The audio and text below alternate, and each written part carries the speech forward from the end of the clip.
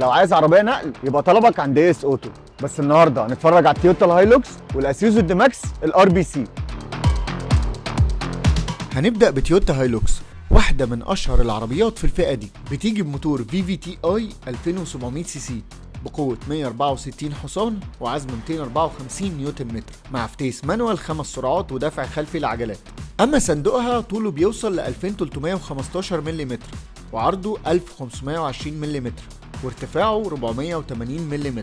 ومن جوه بتيجي بتارا مالتي وشاشة 4.2 انش وكراسي بفرش احمر قماش. اما بقى من بره بتيجي بفوانيس هالوجين وبجنوط سبور واعتاب ابواب ثابته.